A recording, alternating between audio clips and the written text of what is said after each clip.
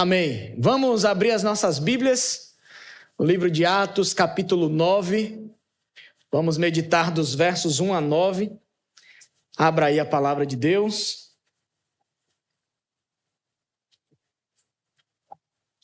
Atos 9, versos de 1 a 9.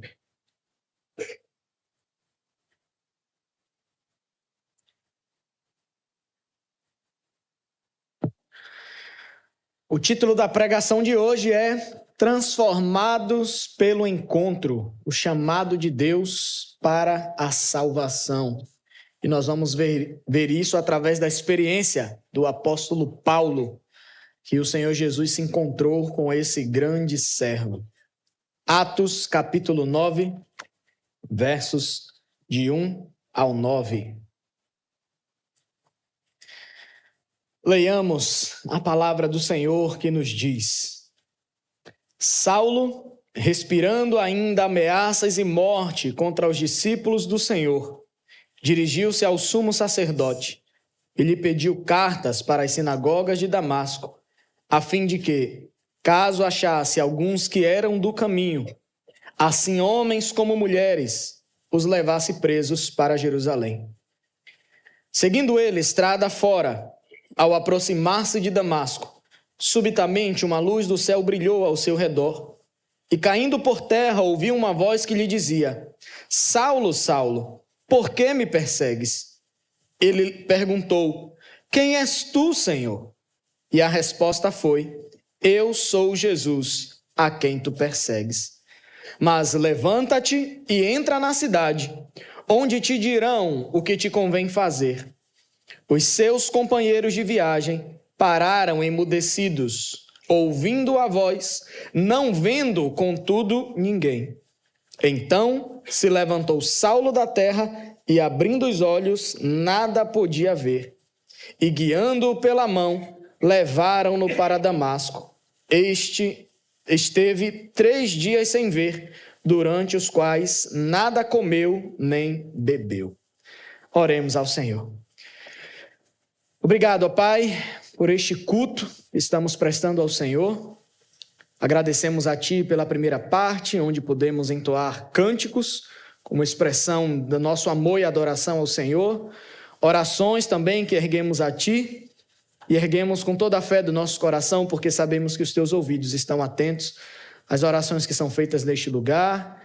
Temos a convicção de que o Senhor está aqui no nosso meio e por isso nós rendemos toda a honra e glória ao Senhor através deste culto prestado. Pedimos também o auxílio do Teu Espírito Santo na plena compreensão da Tua palavra.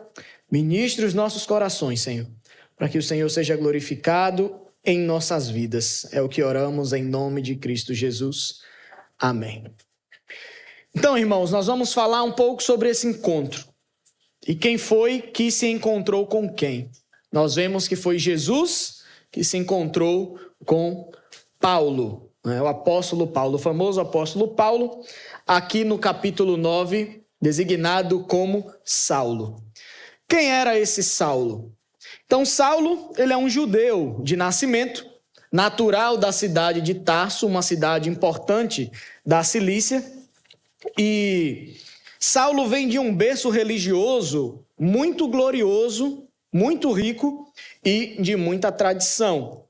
Em Filipenses capítulo 3, verso 5, ele vai dizer que ele, circuncidado ao 8º dia, da linhagem de Israel, da tribo de Benjamim, hebreu de hebreus e, quanto à lei, fariseu. Essas eram as credenciais do homem chamado Saulo. Mas ele considerou todas essas coisas como nada diante de tudo que Deus havia feito na vida dele. Mas também nós vemos em Atos 22, verso 27, que esse Saulo, judeu, com uma bagagem religiosa gloriosa e de muita tradição, ele também era um cidadão romano. E Saulo era cidadão romano por direito de nascimento. Não sabemos muito bem como ele adquiriu esse título de cidadão romano. Alguns compravam esse título, conseguiam comprar, mas Saulo diz que ele era cidadão romano de nascimento.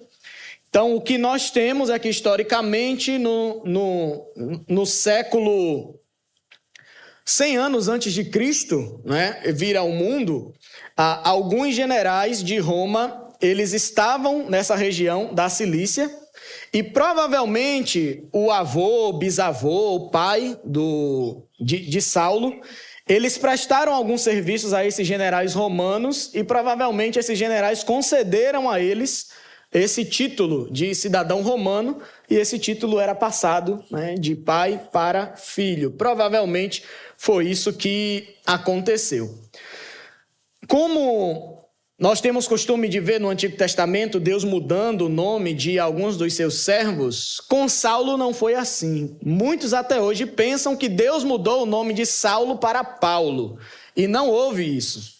Saulo era o nome dele judeu, era o nome dele em hebraico, mas naquele mundo helenista da época, ali no tempo do Império Romano, era comum que os judeus adotassem para si um nome em grego também. E o nome que Saulo adotou para si foi o nome Paulo, que significa pequeno ou humilde. Então, Saulo e Paulo são os nomes dele, né? Saulo, o nome de batismo, é um nome que faz referência provavelmente ao rei Saul. Lembre que ele diz que ele era da tribo de Benjamim, e o benjamita que tem mais proeminência na Bíblia que nós lembramos é o rei Saul, né? E você vai ver que o nome hebraico provavelmente vem da mesma raiz. Então, provavelmente o nome dele foi colocado de Saulo em homenagem, né, ao rei Saul, que foi um benjamita muito importante.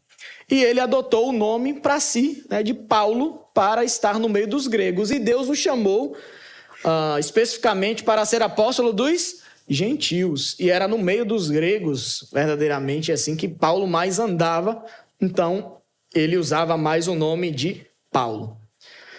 A primeira relação, né, de Saulo ou Paulo com o movimento cristão que estava ali se iniciando nesse primeiro século, a primeira relação dele com os cristãos foi uma relação de perseguição.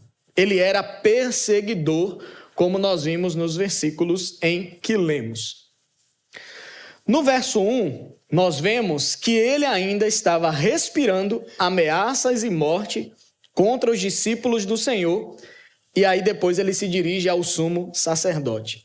Essa expressão que ele diz, eu estava ainda respirando ameaças e mortes, vai fazer alusão ao bufar dos animais selvagens, né?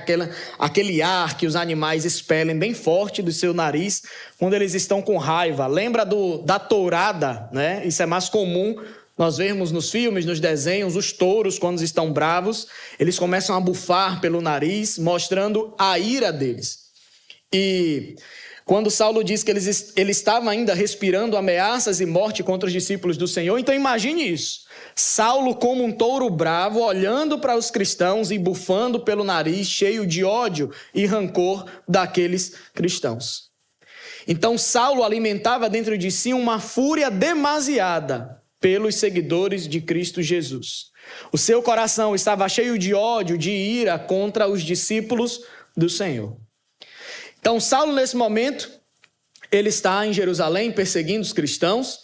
Nós vemos alguns capítulos anteriores, né, principalmente lá no capítulo 7, sobre a morte de Estevão, o primeiro mártir cristão. E nós vemos no final, no início do capítulo 8, que Saulo consentia na sua morte. Então, quando o Sinédrio se reuniu, julgou Estevão, ele morreu ali apedrejado, Saulo estava lá, consentindo com a morte daquele cristão. Então, Saulo não se contenta apenas em perseguir os cristãos em Jerusalém. Ele quer perseguir os cristãos no máximo de lugares que ele puder. Então ele procura cristãos em outras cidades também para perseguir, prender e até matá-los. Nós vemos isso no verso 2. Final do verso 1 diz que ele se dirige ao sumo sacerdote e ele vai com um propósito: pedir cartas para as sinagogas de Damasco, que era do reino da Síria, a fim de que, caso achasse alguns que eram do caminho, assim homens como mulheres, os levasse presos para Jerusalém.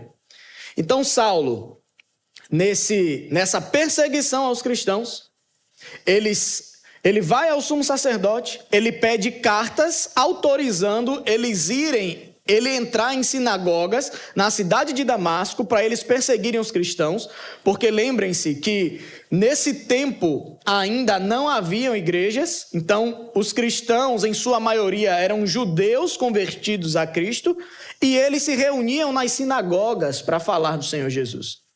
E Saulo, sabendo disso, estrategista como era, ele pede uma autorização para entrar nas sinagogas de Damasco e castigar, prender e levar os cristãos de volta para a cidade de Jerusalém. E ele consegue essa autorização do sumo sacerdote.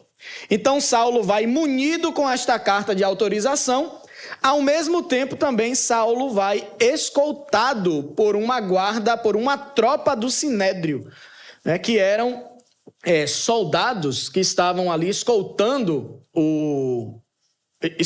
Saulo para as sinagogas de Damasco, para que ele pudesse prender e castigar os cristãos que estavam ali naquela cidade, trazê-los a Jerusalém para serem julgados pelos sinédrios, e a maioria eram lançados no cárcere e depois eles eram mortos.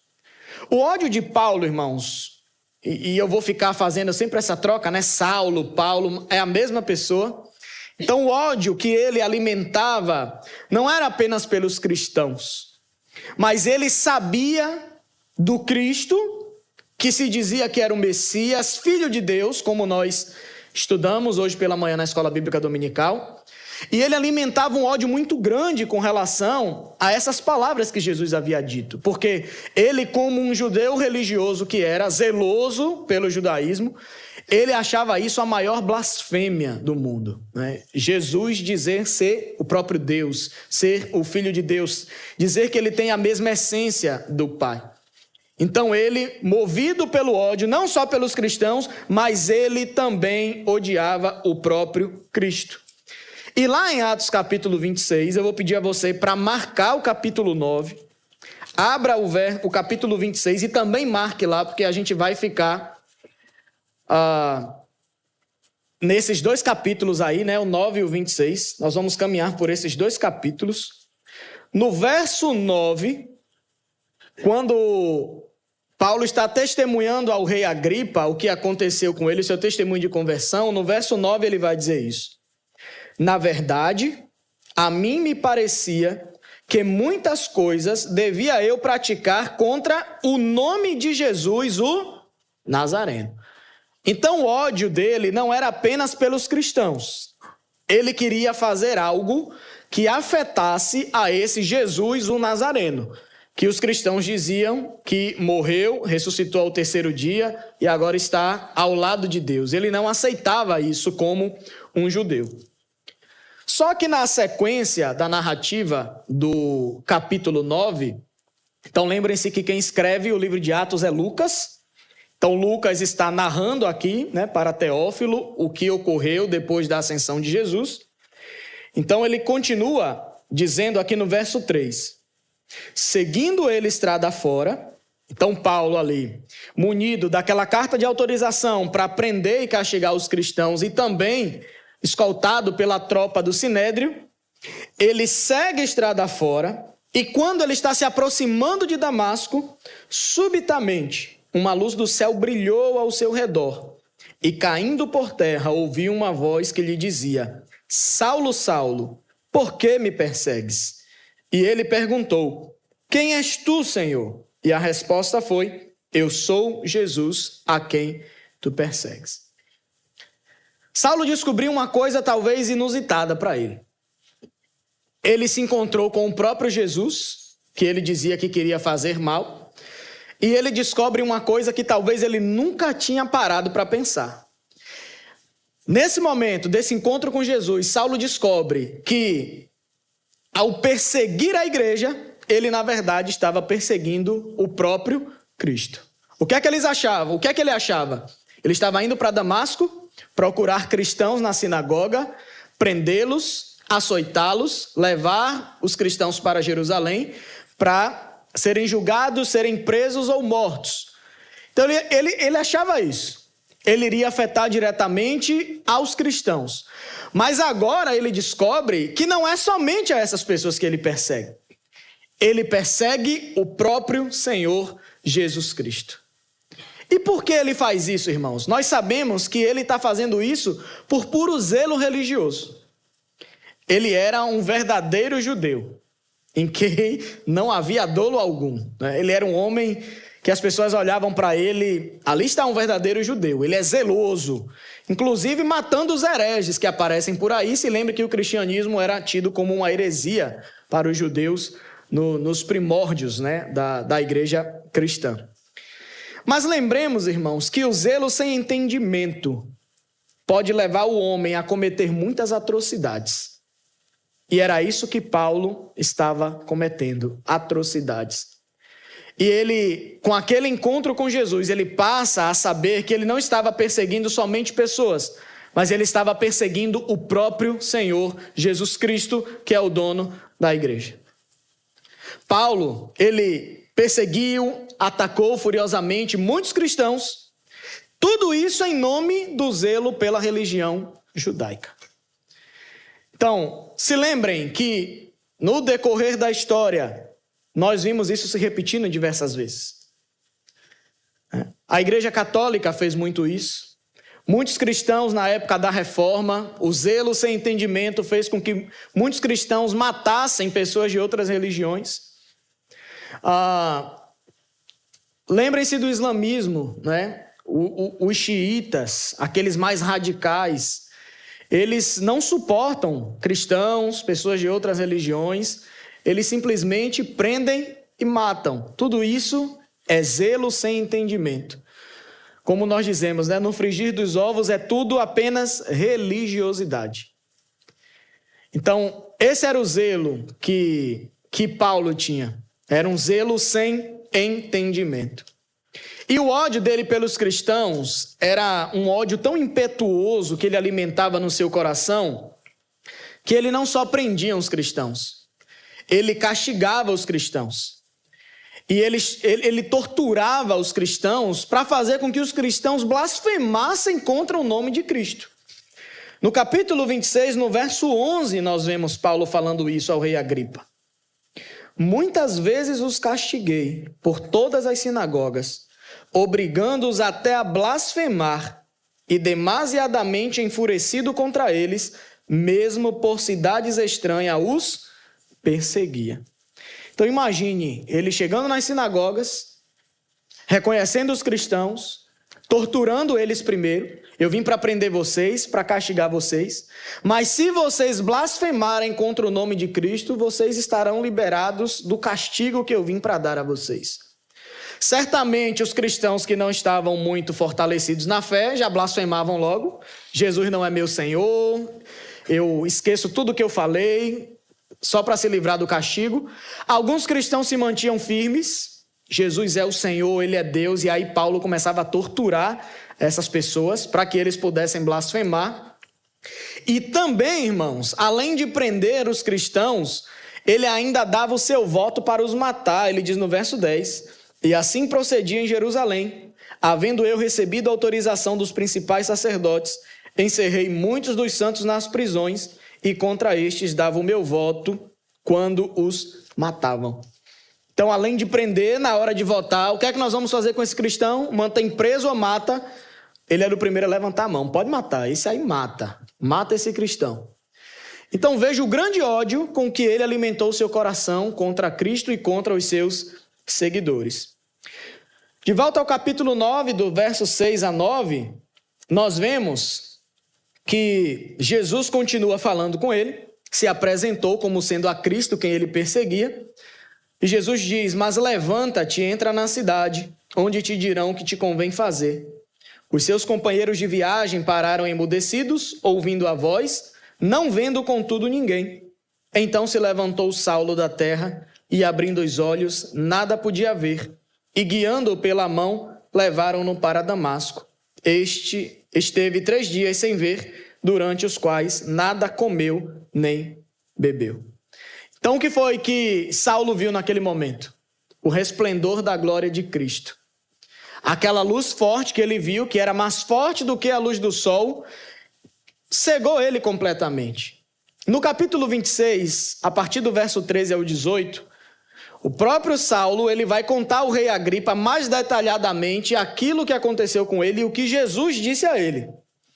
Ele conta, a partir do verso 13, ao meio-dia, ó rei, indo eu caminho fora, vi uma luz no céu, mais resplandecente que o sol, que brilhou ao redor de mim e dos que iam comigo.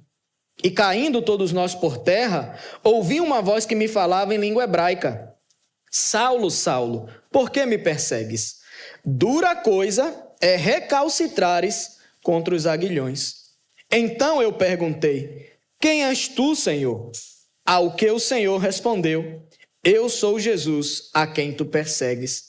Mas levanta-te, firma-te sobre os teus pés, porque por isto te apareci, para te constituir ministro e testemunha, tanto das coisas em que me viste, como daquelas pelas quais te aparecerei ainda, livrando-te do povo e dos gentios, para os quais eu te envio, para lhes abrir os olhos e os converteres das trevas para a luz, e da potestade de Satanás para Deus, a fim de que recebam eles remissão de pecados e herança entre os que são santificados pela fé em mim. Então veja a descrição que o apóstolo Paulo dá. O Senhor se encontra com ele, se apresenta a ele, fala com ele, e Jesus se encontrou com Paulo para o salvar e também tinha um propósito na vida dele. O Senhor o chamou para si, para que ele trabalhasse em prol do reino do nosso Deus. Essa história do apóstolo Paulo é uma história que, de alguma maneira, aconteceu com cada um de nós. Todos que estão aqui, que têm o testemunho do Espírito Santo no seu coração, que servem ao Senhor Jesus, passaram por esse momento. Não igual ao apóstolo Paulo, mas todos que servem ao Senhor, um dia o Senhor Jesus se encontrou conosco. Não dessa maneira. Não foi por visões, nem por nada, mas por meio da pregação do Evangelho. A palavra nos afirma que a fé vem pelo ouvir e ouvir a palavra de Deus. Então nós vemos que, pela pregação do Evangelho, o Senhor nos deu fé para que nós crescêssemos nessa mensagem, para que crescêssemos no Senhor Jesus e percebêssemos a necessidade que nós temos de servir ao Senhor Jesus, de nos achegar a Ele com arrependimento e fé, para que o Senhor Jesus possa nos reconciliar com Deus, o Pai. Então, cada um de nós que servimos ao Senhor, tivemos esse encontro. Jesus se encontrou com cada um de nós. E o primeiro ponto, partindo para algumas considerações dessa narrativa que lemos, o primeiro ponto que nós podemos observar é justamente esse. Paulo, ele não se converteu. Paulo foi convertido pelo Senhor Jesus. Qual foi a causa da conversão de Paulo? Foi unicamente a graça soberana de Deus. Que mérito ele tinha diante de Deus de ter feito alguma coisa boa com relação ao Senhor? Não tinha nenhum. Ele tinha, na verdade, era demérito, né, diante do Senhor. Ele não tinha mérito algum diante de Deus. Mas Deus o alcançou por sua soberana graça e se apresentou a ele e salvou esse grande homem. Veja que ele não fez nenhuma decisão por Cristo. O que ele estava fazendo, na verdade, era perseguindo a Cristo e também aos seus seguidores. Mas veja que Cristo que decidiu por ele e fez tudo o que era necessário para alcançar esse homem, que, como eu falei, não tinha mérito nenhum diante de Deus. Muito pelo contrário. Ele era um homem religioso, iracundo, implacável, malfeitor, impiedoso, perseguidor, torturador, assassino. Mas Deus o alcançou. Lembremos, irmãos, que a salvação, ela é obra exclusiva de Deus. A salvação não é uma obra nossa. Não fomos nós que nos salvamos, mas Deus fez tudo por nós. A salvação é essa obra exclusiva de Deus. Não é o homem que se reconcilia com Deus, mas é Deus por meio de Cristo que está reconciliando os pecadores consigo mesmos. Em 2 Coríntios, capítulo 5, verso 18 e 19, a palavra diz: ora, tudo provém de Deus que nos reconciliou consigo mesmo, por meio de Cristo, e nos deu o ministério da reconciliação. Então, irmãos, diante dessa história, diante desse testemunho do apóstolo Paulo, percebam o seguinte: não há impossíveis para Deus. Não há ninguém que seja impossível o suficiente que Deus não possa salvar. Apesar dos muitos pecados de Paulo, então se lembrem, religioso, iracundo, implacável, malfeitor, torturador, assassino. Apesar dos muitos pecados do apóstolo Paulo, a graça de Deus foi muito maior do que os seus pecados. E Paulo, ele pode reconhecer isso. Quando Paulo ele escreve a carta aos Romanos, no capítulo 5, verso 20, na parte final, ele vai ensinar isso aos irmãos de Roma. Mas onde abundou o pecado, superabundou a graça. Não era uma mera filosofia, não era algo da mente dele, mas ele mesmo pôde provar isso na pele, que a graça de Deus superabundou os muitos pecados que haviam sobre ele. Essa verdade, irmãos, ela serve de incentivo para todos nós. Todos nós pecamos contra Deus todos os dias. Muitas vezes nós cometemos pecados que são esdrúxulos, cometemos pecados graves contra Deus, mesmo sendo os seus servos. E quando nós cometemos esses pecados graves, muitas vezes Satanás, ele aparece logo como um acusador e vai nos colocando sempre para baixo. Você não é filho de Deus, você não é cristão coisa nenhuma, Deus não lhe ama, você está totalmente afastado de Deus agora para sempre. Mas não é isso que o texto que lemos nos mostra. Quando você reconhece o seu pecado, quando você se achega diante do Senhor com fé e arrependimento, a graça de Deus, ela é muito maior do que os seus pecados. Não dê ouvidos, irmãos, a essas coisas. Não dê ouvidos a essas palavras que muitas vezes tentam te matar espiritualmente. É isso que Satanás deseja fazer com cada um de nós. E muitas vezes nós estamos numa situação que não conseguimos nem orar, porque achamos que os nossos pecados são tão grandes que Deus não vai ouvir as nossas orações. Os ouvidos do Senhor estão sempre atentos para alguém que tem um coração quebrantado. Aqueles que quebrantam seu coração diante de Deus em fé e arrependimento, a palavra nos diz que o Senhor não rejeita. Então isso é um incentivo para você. Se você se encontra nessa situação nessa manhã, se achegue a Deus em oração. Diga: Senhor, segure a minha mão. Eu sei que os meus pecados são muito grandes, mas a tua graça é muito maior do que os meus pecados. Me sustente, Senhor. Me faça perceber que verdadeiramente eu fui perdoado pelo Senhor. E me ajude a não cometer mais os mesmos pecados. Essa palavra também, irmão, serve de incentivo para você também que está aqui nessa manhã, que tem orado por pessoas que você acha que é impossível essas pessoas se converterem. Talvez você, mulher, tenha orado pelo seu marido há muitos anos, pedindo ao Senhor pela conversão dele. Talvez você, marido, tenha orado pela conversão da sua esposa, dos seus filhos. Você tenha orado pela conversão do seu patrão, dos seus amigos, dos seus parentes. Mas quando vocês olham os caminhos que eles estão seguindo, os muitos pecados que eles cometem, muitas vezes, olhando para essas coisas, isso te desanima, enfraquece a sua fé. E você acha: eu não creio que é possível Deus salvar essa pessoa. A vida de Paulo e o exemplo dele nos mostra totalmente o contrário.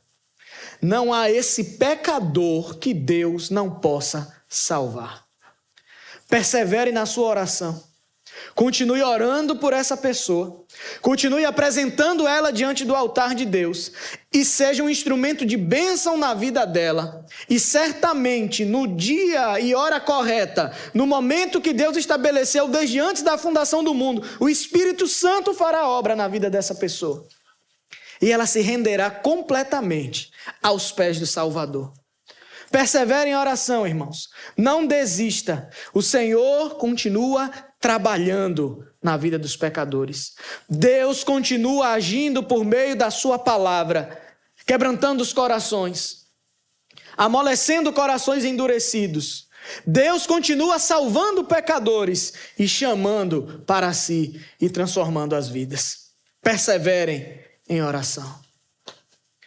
Um outro ponto que vemos nessa história, irmãos, é o que Paulo descobriu. Perseguir a igreja é o mesmo que perseguir ao Senhor Jesus. Na continuação do Novo Testamento, nós vemos que Jesus e a igreja, eles estão intimamente ligados, profundamente ligados. Jesus se identifica profundamente com sua igreja. Paulo achava que ele perseguia a igreja, apenas os cristãos. Mas Jesus, quando se apresenta a ele, pergunta: por que me persegues? Existe um vínculo profundo, irmãos, que muitas vezes o homem sem Deus não compreende. Existe um profundo vínculo entre Jesus e a sua igreja. Ele diz que ele é o noivo e a igreja é a sua noiva. E é dessa maneira que a igreja é descrita. De quem é a igreja? A igreja pertence a Cristo. Por que a igreja pertence a Cristo? Porque ele a comprou por um alto preço, o seu próprio sangue. Atos 20 e 28, quando Paulo está ali discursando para os presbíteros, ele diz: atendei por vós e por todo o rebanho, sobre o qual o Espírito Santo vos constituiu bispos, para pastoreardes a igreja de Deus, a qual ele comprou com o seu próprio sangue. Por isso que Deus tem um zelo excessivo pela sua igreja. Um zelo enorme por nós. E nós precisamos lembrar disso, irmãos. Nós que somos igreja do Senhor, precisamos lembrar que ser perseguido, ser preso, morrer, sofrer injúria por ser cristão, por servir ao Senhor, faz parte da nossa caminhada. Faz parte de seguir ao Senhor Jesus. Lembre-se que na nossa conversão nós fomos unidos completamente ao nosso Senhor Jesus Cristo. Então os sofrimentos de Jesus também são os nossos sofrimentos, assim como as suas glórias também são as nossas glórias. Perseverem em meio à perseguição. Perseverem em meio à injúria. Perseverem em meio às falsas acusações. Mateus capítulo 5, versos 10 e 11. Jesus ensina no Sermão do Monte: bem-aventurados sois, quando por minha causa vos injuriarem e vos perseguirem, e mentindo disserem todo o mal contra vós. Veja que situação triste. Injúria, perseguição, mentiras. Mas Jesus continua dizendo: regozijai-vos e exultai, porque é grande o vosso galardão nos céus, pois assim perseguiram aos profetas que viveram antes de vós. Os mesmos sofrimentos que Cristo viveu, nós também viveremos muitos desses sofrimentos ainda em vida. Mas não se entristeçam por causa disso, mas se alegrem, exultem no Senhor, porque grande é o vosso galardão nos céus. E é isso que Deus tem prometido para todos nós. Eu também tenho uma mensagem para os não cristãos que estão aqui neste lugar, partindo desse princípio. Perseguir a igreja de Cristo é o mesmo que perseguir ao Senhor Jesus. Talvez você está aqui nessa manhã e você está entendendo que Deus zela por sua igreja. A igreja de Deus, a igreja de Cristo. E cada cristão é parte dessa igreja. Então, quando você calunia, quando você ridiculariza, quando você tira sarro de algum cristão, quando você persegue no trabalho, na faculdade, no ambiente familiar, quando você, marido, oprime a sua esposa, muitas vezes dizendo a ela: você fez isso, você não vai para a igreja hoje, para tocar na ferida dela. Quando você, esposa, também persegue o seu marido cristão, lembre-se disso.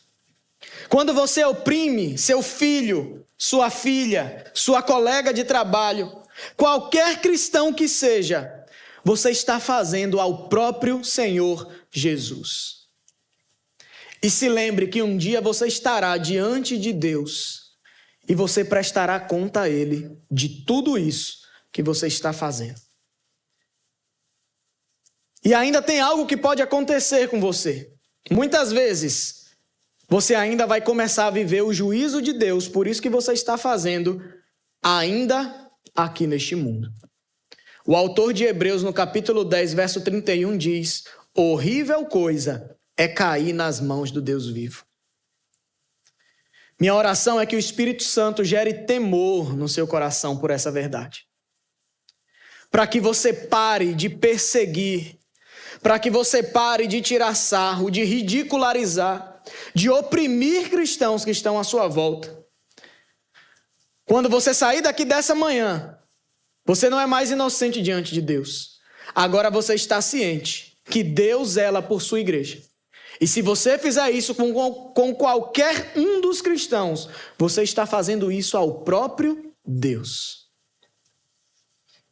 Um outro ponto que nós vemos nessa narrativa da conversão de Saulo é que Deus nos salva com um propósito, irmãos. Deus nos salva com um propósito. E o propósito de Deus na nossa salvação não é apenas nos dar a vida eterna. Muitos acham que é isso.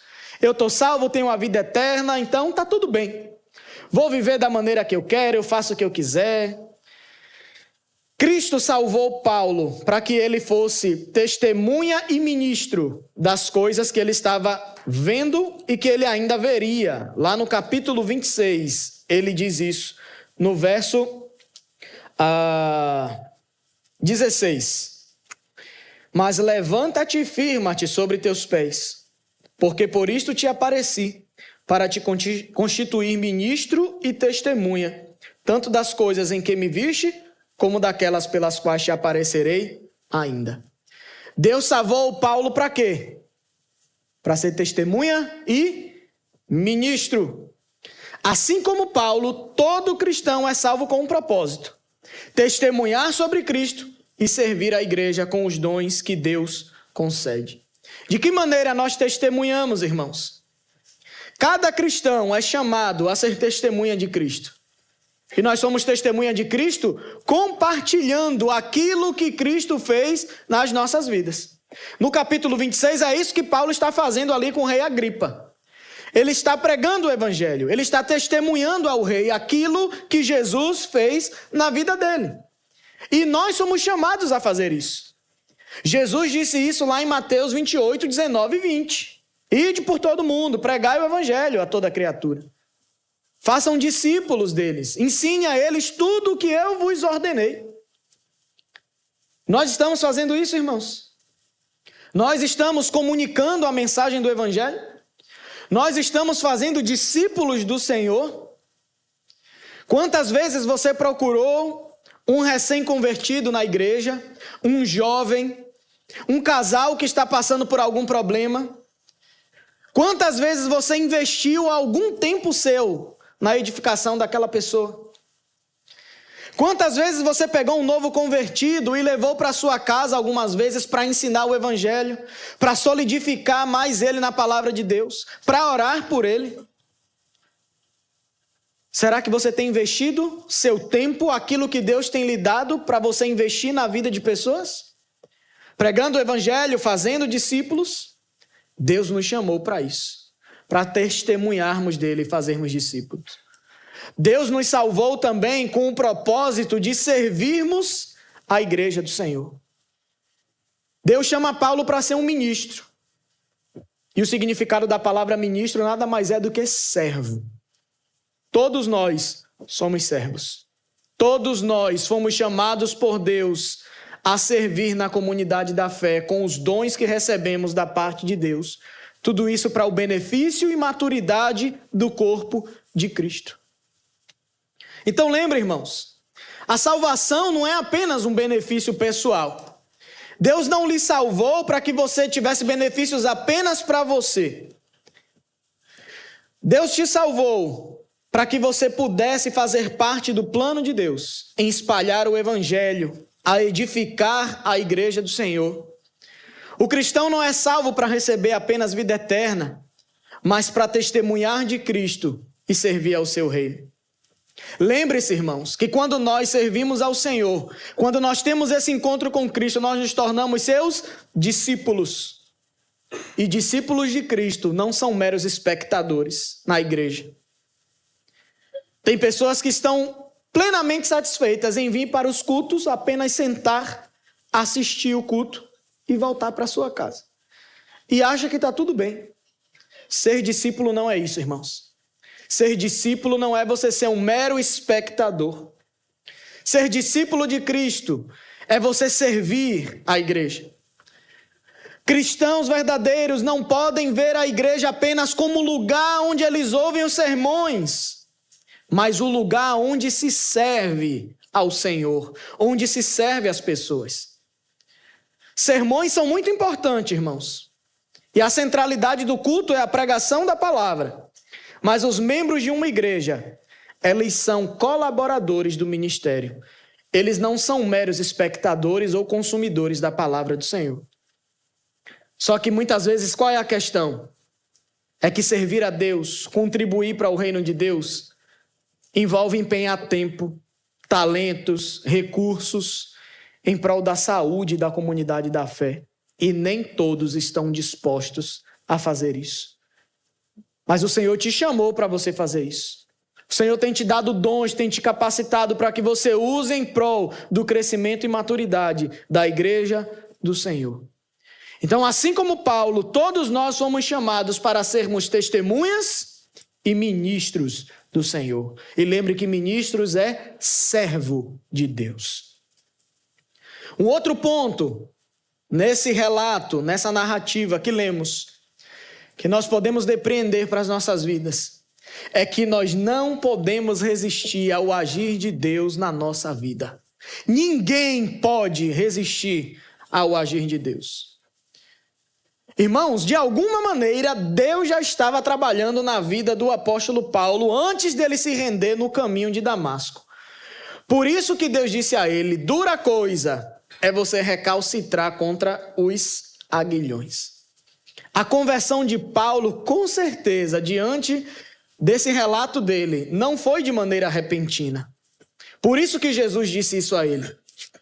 Se você ficar recalcitrando contra os aguilhões, se você ficar recalcitrando contra aquilo que está te ferindo, vai ser pior para você.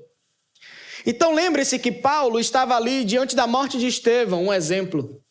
E Paulo viu Estevão ali sendo acusado, prestes a ser morto e apedrejado, aquele homem com aquele rosto angelical olhando para os céus e dizendo: Senhor, perdoa cada um deles, ó Pai. Não lhes impute culpa a nenhum deles. Certamente isso mexeu com o apóstolo Paulo vendo isso. As muitas vezes que o apóstolo Paulo reuniu cristãos para matá-los depois de serem presos, certamente ele viu muitos cristãos morrendo, glorificando ao nome do Senhor. Glórias ao teu nome, ó Pai, porque eu sou digno de morrer pelo teu nome. Pode me matar, eu sei que eu estarei com meu Salvador. Certamente em cada uma dessas coisas, Deus já estava trabalhando na mente e no coração do apóstolo Paulo. Mas mesmo com todas essas ferroadas que Deus já estava dando no apóstolo Paulo, ele não se dobrou ao Senhor. Só que Deus sabe como agir com cada um de nós. E na estrada para Damasco, Deus se encontra com ele, Cristo se encontra com ele e derruba aquele boi bravo de uma vez por todas, e ele não tem mais para onde correr. Ele não tinha mais para onde fugir. Diante disso, irmãos, é uma verdade que muitas pessoas estão sendo ferroadas por Cristo há algum tempo. E ainda assim, você não tem se curvado diante de Deus. Você muitas vezes tem vindo à igreja, você tem ouvido a palavra, você tem sido evangelizado por algumas pessoas, você tem pessoas do seu lado que testemunham de Cristo, você mesmo sabe que Deus está falando com você, mas você ainda tem resistido ao Senhor. E o Senhor está te dizendo nessa manhã: é inútil você resistir ao agir de Deus na vida de vocês. Nessa manhã, eu te convido a, de uma vez por todas, baixe as guardas diante do Senhor. Baixe a sua guarda diante de Deus e se entregue a Cristo de uma vez por todas. Dura coisa é você recalcitrar contra os aguilhões.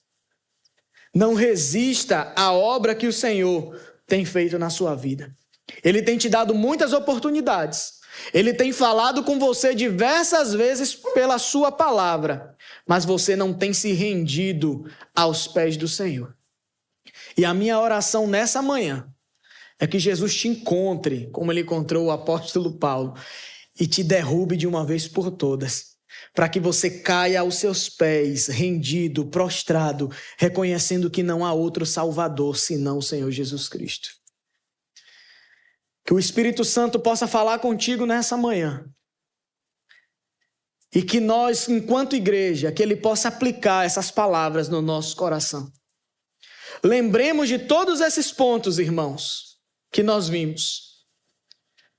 Nós não nos convertemos, nós somos convertidos por Deus, assim como ele fez com o apóstolo Paulo. Perseguir a igreja é o mesmo que perseguir a Jesus. Se você se sente perseguido, fique tranquilo. Deus vai agir em teu favor. Se alegre por você estar sendo perseguido. Exulte, porque grande é o seu galardão nos céus. Lembre-se que Deus te salvou com um propósito, para você testemunhar e servir ao Senhor com os dons e talentos que Ele tem lhe dado. E se lembre que nenhum de nós podemos resistir ao agir de Deus nas nossas vidas. Que Deus aplique a sua palavra nas nossas vidas nessa manhã. Vamos orar ao Senhor mais uma vez. Te bendizemos, ó Pai, por tua bendita e gloriosa palavra. Louvamos ao Senhor pelo testemunho do apóstolo Paulo, quando o Senhor o alcançou. E assim também aconteceu com muitos de nós, ó Pai. Nós te agradecemos, porque o Senhor agiu em nosso favor e o Senhor nos comissionou para si. Obrigado, ó Pai. Aumente a nossa fé e nos fazes compreender a cada dia que nós somos a igreja do Senhor e que o Senhor tem um zelo muito grande por cada um de nós. E que nós possamos lembrar sempre, ó Deus, que mesmo em meio às muitas lutas, mentiras, perseguições, calúnias, nós podemos ter a certeza de que o Senhor age em nosso favor, de que o Senhor está com cada um de nós. Obrigado, Pai, por teu grande amor por tua igreja. Assim também oramos por aqueles que aqui estão, que têm perseguido muitos cristãos, têm levantado palavras de calúnia, muitas vezes têm oprimido, ó Pai, esposas, maridos, familiares. Clamamos por tua misericórdia sobre a vida deles. Clamamos para que o teu Espírito Santo possa converter os corações, para que eles se rendam de uma vez por todas ao Senhor, antes deles sofrerem um grande juízo do Senhor na vida deles, ó Pai. Oramos para que o Senhor os alcance, para que o Senhor quebrante os corações, para que aqueles que aqui estão, que ainda não tiveram encontro contigo, teu Espírito Santo fale aos corações. Que possa haver conversão nesse lugar, ó Deus. Que alianças sejam renovadas com o Senhor. Para que eles se lembrem, ó Pai, que o Senhor é o único caminho e é o único que pode nos reconciliar com Deus o Pai.